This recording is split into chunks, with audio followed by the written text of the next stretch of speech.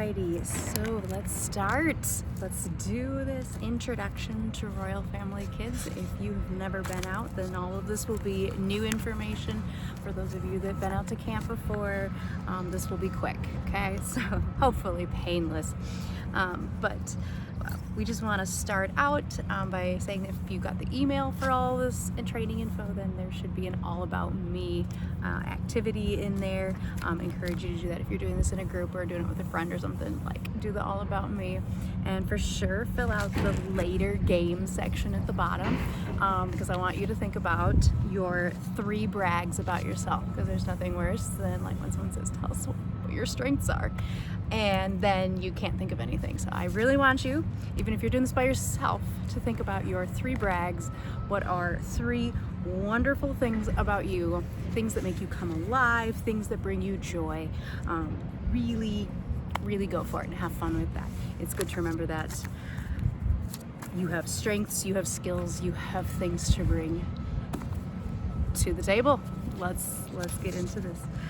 So in planning camp this year, Jeff and I would like to ask our volunteers for something. So the RFK always talks about your ask for volunteers, your ask for funding. And this year our campground is going to go up in cost, and the price will be now $100 per person that is staying out at camp. And they've increased the amounts every year we've been using this campground, because they have been using that to fund their remodel projects. And they are going to be doing some really cool ones in the current years here that are going to be wonderful for RFK, but it also just means we've reached a new level from when we started of $100 per person to be out at the campground with us for the week. So we would like to ask you if you would consider donating $100 to cover your board out at camp.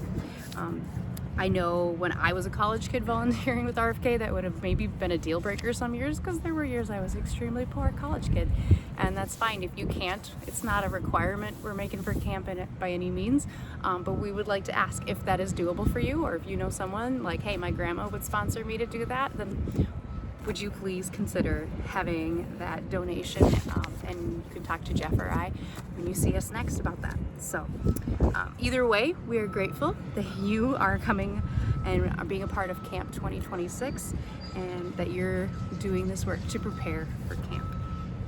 Anything requiring a team of people to show up means that we have to do some prep. Anything for a successful camp means that we have stuff to take care of first. So in many ways, we want to prepare you guys, because camp can be something that is emotionally, spiritually, and mentally different. It's going to be like entering an unfamiliar culture for some people. So training just helps you prepare with those needed skills. And my goal for training this year is just to give you truth and to give you tools. So if we all need truth and understanding to do anything. We can't act right for these kids in any situation if we don't know what's right. We can't help, we can't do anything, can't do better if we don't know better. So I really hope that this gives everybody the basics and truths they need to be able to be effective at camp, and that we all would learn some tools to use and help these kids as best as we can. So training will hopefully give you a good perspective on kids in foster care and show you the goal for camp. And for new people, we really hope it gives you this toolbox of aids that you can use in working with children. And for returning staff, hopefully I don't say the exact same thing the exact same way again, and you have a new thought or a new concept to work with kids. So camp training is really about discussing the kids' backgrounds and acquainting you with the needs of the campers who might have experienced abuse and neglect, make you hopefully feel confident in serving these kids, and enable us to work as a team for the week. We really want to educate everyone on the rules, policies, and procedures so that we can have a wonderful environment for our campers. Camp is supposed to provide a safe, fun, life-changing, positive experience that gives these kids memories and an encouraging role model. We want to display the love of Christ, use the skills we all have, and see God work through us in real time. We want to be able to listen and express genuine empathy for these guys, and love unconditionally without requiring anything in return for the investment. I don't know if you can hear the crane moving over there, so I apologize if that is like really distracting for you. The objectives of RFK is to have as many volunteers committed to our campers experiencing felt safety and the love of God with trustworthy staff in the cathedrals of the great outdoors. Our call to action for you all is from Wayne Tesh, the founder of RFK, and he adapted Deuteronomy 6:4-9 as our camp scripture. Hear, O Lord, the Lord our God is one Lord, and you shall love the Lord your God with all your heart, and with all your soul, and with all your might. And these words which I command you this day shall be upon your heart, and you shall teach them diligently to your campers, and shall talk of them when you sit in your cabin, and when you hike by the way, and when you lie down, and when you rise. And you shall bind them as a sign upon your hand, and they shall be frontlets between your eyes, and you shall write them on the doorposts of your cabins and your gates. So RFK was established in 1983 by Wayne and Diane Tesh in California, and since then they have started camps all over the world. It is renamed now For the Children because they added on the mentoring clubs for kids that have aged out of the camps, and they do foster care advocacy as well. So their goal was to impact our foster kids in a greater way, so they expanded that to be For the Children. And so our official name is FTC St. Peter. But the camps are still called Royal Family Kids Camps, and so we just still go by RFK. And FTC's nationals goal is to have an RFK serving every county in the U.S. someday. For the Children strives to create life-changing moments for kids from trauma while mobilizing the faith community to confront child abuse. FTC hopes to support the launch and sustaining of camps, clubs, and mentors. They have rolled out a lot of different trainings that are also now trying to help support churches that are then capable of helping kids in foster care thrive in their church programs. Children of all faith or no faith are welcome at RFK camps. Our RFK St. Peter was started in 2004. Jeff was a counselor then and later on became the dean. I started in 2007 and was a counselor for 10 years. And then we did a pause in 2018 to become nationally trained ourselves, and we rebooted as directors in 2019. So if I'm adding correctly, this is our 7th camp as directors. Sorry, that was a big RFK's purpose is to mobilize the faith community to confront abuse. The mission statement is to create life-changing moments for children in foster care. And the vision of the organization is to have every child in foster care ages 6 to 11 experience a life-changing camp. RFK's core values are to treat people royally, make moments matter, and keep moving forward. The underlying principles and strategies of FTC support a successful camp. The goal is to give the campers a safe, fun, engaging, and challenging, as well as intensely relational environment. Through care, concentrated attention, and guidance, each volunteer can instill new values in campers that point them to a brighter future.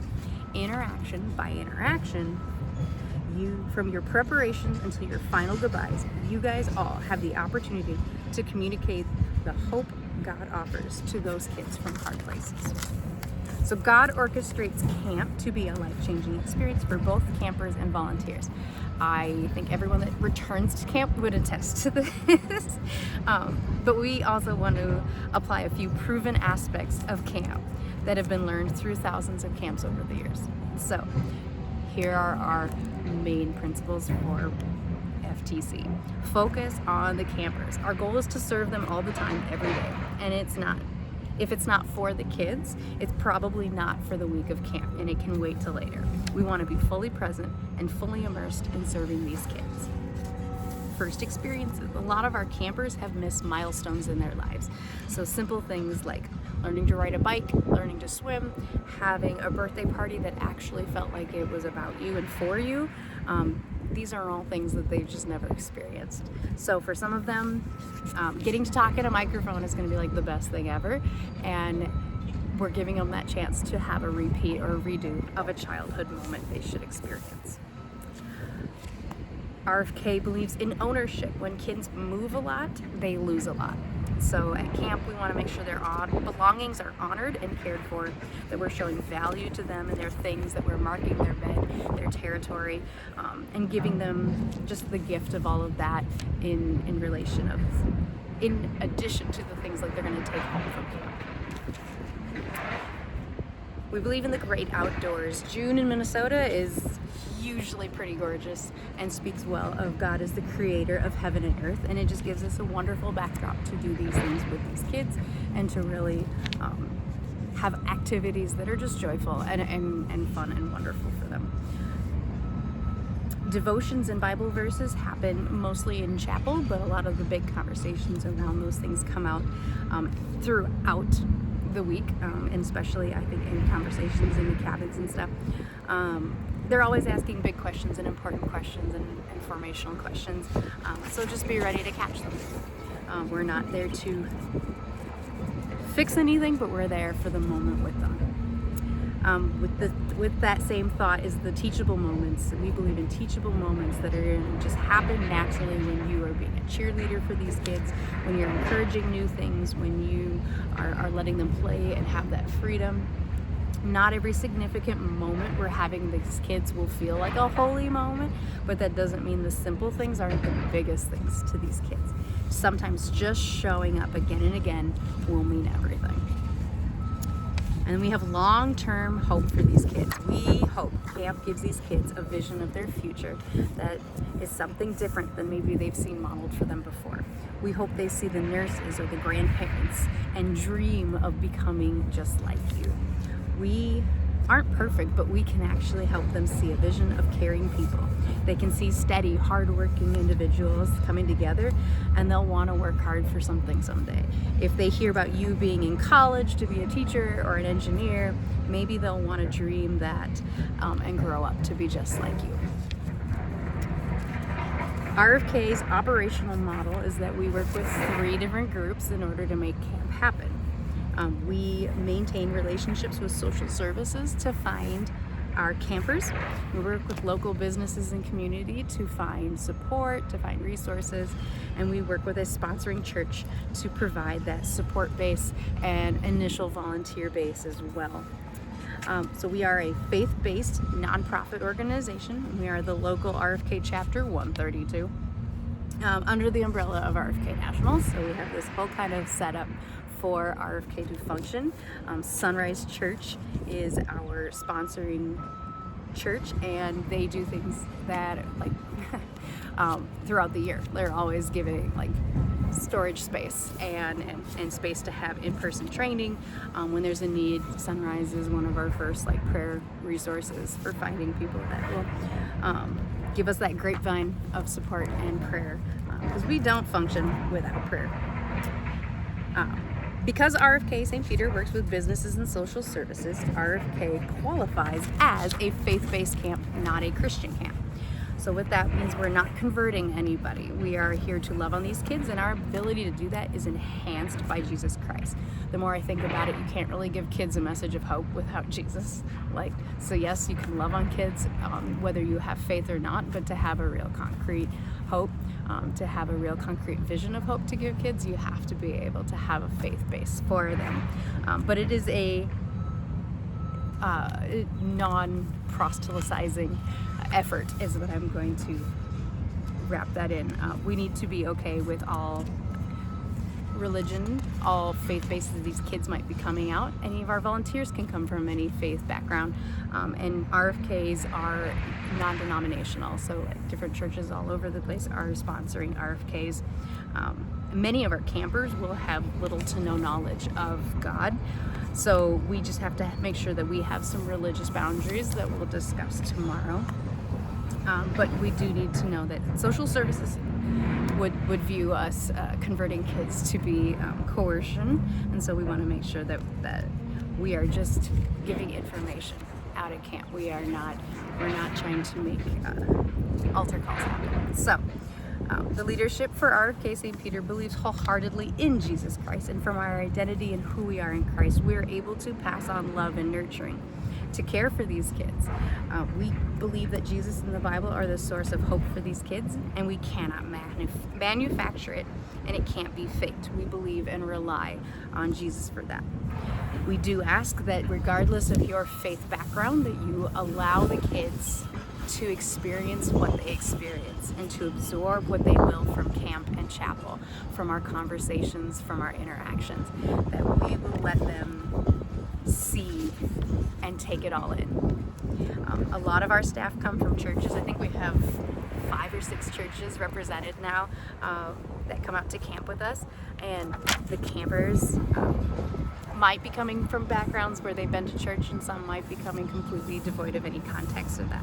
Or it might have been even a warped version in order to control. So we want to make sure that when we are out at camp, the common things we might say as Christians really won't have any meaning for these kids. So, because you can imagine that kids who maybe have a parent that is in prison would find it hard to interpret God is convicting you. Other typical statements might be hard. For example, like God is our heavenly Father and He loves you might be frightening to a camper who had a father that was not an example of love and care. So even if you don't believe in Jesus, you can still model and belong. Model the love and belonging our campers desperately need, but be supportive of the faith background, and we will just let the kids have their own experience and interaction with our faith content out at camp. If you have any concerns or questions on that, you can talk to Jeff or I. Now, I say all that because the biggest question I get after training is usually, how can we share our faith? How can we discuss Jesus and stuff? Because then the minute you say we can't convert them, everyone gets afraid that they can't talk about their faith in God. And so we can make a lot of I statements. We can make a lot of personal statements. We can discuss it in appropriate conversations. So when the kids are asking questions like, why is everyone talking about God so much? You can talk about what God means to you. You can talk about how you met Jesus. You can talk about what the Bible means to you and how it helps you. You can discuss those things, but also let your hope, or let it just kind of ooze out of you guys. Okay, I feel like I'm over explaining this a little bit all of a sudden, but be a light. Just let your light shine. Matthew 5:16 says, let your light shine before others that they may see your good works and glorify your Father in heaven. The campers are going to gravitate towards this love and all of that with you anyway. The fruit of the Spirit is going to be calling to them because they have really experienced it. So when you are asked, you can share a story. You can always return curiosity if they're asking you questions about, well, what do you think about the Bible? What do you think about God? What do you think about chapel? And put it back on them to just process it. They don't have to accept it. They don't have to reciprocate it. They don't even have to say anything if they don't want to. But we're just offering curiosity when the conversations come up. And generally, something comes up. Our theme this year for camp is going to be sheepfold, but they've updated it to be called the Follow the Shepherd curriculum. It might be an entirely updated play, I think, as well. So this will include drama, puppet skits, Bible stories, music, activities, and object lessons. The daily themes are Jesus is the Good Shepherd loves me, the Good Shepherd helps me, I can trust the Good Shepherd will guide me. The Bible verse this year will be John 10:27. My sheep listen to my voice. I know them and they follow me. And so these themes are going to be used all over camp, mostly in the chapel curriculum, and they'll just bring up topics. They will have stuff. These kids, they're going to absorb this stuff. They're going to be thinking about it. They're going to be singing the songs, and you'll have plenty of opportunities to kind of reflective listen back to them on the stuff. So our camp runs things a little bit different than regular camps. Most camps just have staff, whereas we have kind of a flipped paradigm principle where our campers are the most important thing out at camp. Usually you probably have directors or something that are really important out at camp. And Jeff and I are probably running around all over the place, but we are not necessarily the most important part once camp hits the ground, because these campers are everything. This is why we are doing this. It's why we're gathering. It's why we have spent all this time doing training. So we want to make sure our campers are the ultimate number one, always considered element out at camp. And then we got to support our staff, our counselors. They're with the kids for 22 hours a day, so we really need to make sure that they're supported and loved on and have everything they need to do the 22 hours of work for those 4 days. And then we have a bunch of support staff that are out there, and they get to do a variety of things with the kids. Maybe, not as direct contact with everything, but they make it possible for our counselors to do 22 hours by covering relief or setting up the activities, doing a lot of cleanup. And then you have our grandparents, which for me, whenever you see a grandparent actually get to grandparent one of these campers, it's the most beautiful thing ever. It's the sweetest thing, because there's just a different interaction, because they can tell this is an older person. This is a different context. This is an adult, not like my counselor where I can't decide if you're an adult or a big child. This is a real adult, and they are helping me make a snack, or they're helping me do a craft, and you can just see a different element of these kids come out, and they realize that they're being given their time. And then you have youth staff who are just being wild and goofy, or swimming with them and stuff, and it's a different type of interaction. So you get this real extended family element that comes into camp, and it's my favorite part. I love it that everybody of any age can come out to camp and have amazing impact with these kids. It's so important. It really is. But we believe in the royal treatment of all of our staff, and all of the foster parents and guardians that are working with these kids. But most of all, we want to spoil these kids with love. We want to just undo them with support, fun, adventure, love, and hope. They are the VIPs, and we need to make sure we keep that priority from the minute they arrive Monday to the minute they leave on Friday. So with that, here is our staff expectations for roles and descriptions a little bit here. All of our staff should be modeling fun and an engaging attitude at camp. We want every camper to see the love of Christ all over camp. But we know that might be difficult at times, because we might be dealing with difficult behaviors. We understand that there are times we all need help and support. So we want to provide that training and support for everyone, so that you are capable of meeting the individual needs of each camper while participating in an active environment of fun and creative events. Our superior volunteers, while participating, our volunteers endeavor to place the campers at the center of the week, and we want to create a non-coercive, non-competitive environment for them. All staff will provide for the physical security and emotional safety of our campers. We'll respect authority while complying with all rules and exercising good judgment. We will all cheer on camper success while encouraging and challenging new attempts and new activities. We will all guide the campers with patient wisdom, positively impact their view of themselves. We will all help campers understand that they're valuable creations of God, and offer God as a source of strength and sufficiency now and forever. We will all allow the campers the opportunity to discover Christ and His truth in teachable moments. We will all model positive relationships with campers, other volunteers, and camp staff. We're all going to create affirming memories at camp that extend beyond the week of camp, and we all want to endeavor to observe creation alongside the campers with awe and wonder. And we all need to respect confidentiality for our kids, because they have files with social services, and they might put some information or not information on the paperwork for our kids. You might know something about your camper that we're not going to necessarily tell everyone at camp. Your camper might say something to you, and we'll talk about mandated reporting later, that will be reported, but we wouldn't necessarily tell everybody else at camp. So we want to make sure that if anything happens, we are respecting confidentiality and appropriateness with that. Everyone at camp is everyone's cheerleader, and we're going to cheer on the kids' successes and encourage everyone with their assigned tasks. The point is for everyone to enjoy camp and nature while helping campers recognize God in our midst. The code of conduct is included in your staff application. Counselors have a little bit different of an assignment in that you are meeting the individual camper's needs 100%. Creating positive mental attitude at camp and in the cabins specifically, knowing the whereabouts of your child every minute of the day, and being prepared to utilize every teachable moment possible. We want to be on time for events and activities to the best of your abilities and the movement of your child. Discussing any incidences with the Dean of Men or Women or Child Specialist, and ensuring the campers take showers, brush their teeth, wear clean clothes, and encourage cabin neatness and good stewardship throughout the camp day.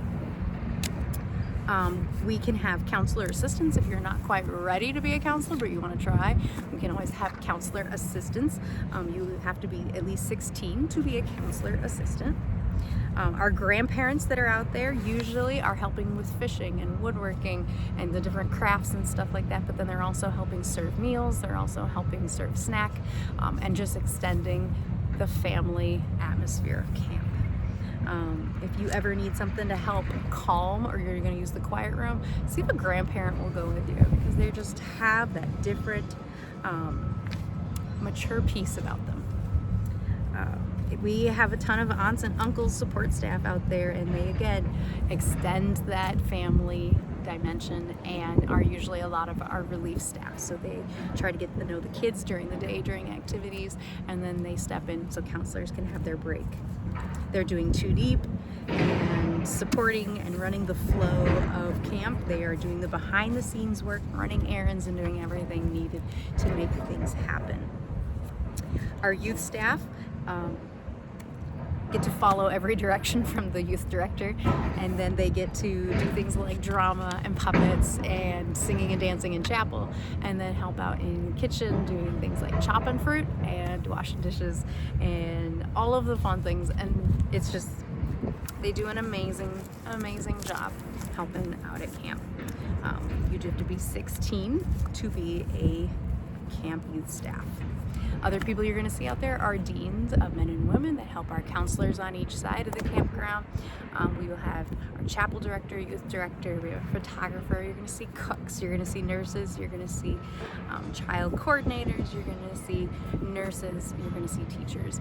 You'll see people coming and going because they have different schedules. So some people might be part-time, some people are full-time, some people are full-time, but they go home to sleep in their own bed because their back will not take it. All of these roles is what make camp happen. All of these things are just what makes camp amazing, but also function the way it does. We have a significantly high level of staff to a small number of children, partly because of their needs and behaviors, partly because you can't do some of the activities and things we want to do without that support. So we recognize that the source of abuse and neglect is entrenched in sin, and the sins of others have profoundly affected the lives of our innocent campers. Camp's intent is to interrupt these patterns and offer a better vision for their future. We are not intending to heal or deliver these kids in a week from all that is in their past.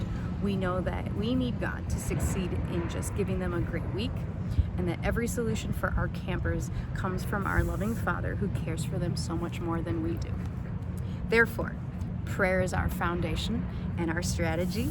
We pray for the week of camp. We pray for our campers. We are praying for you, and we thank you so much for joining us.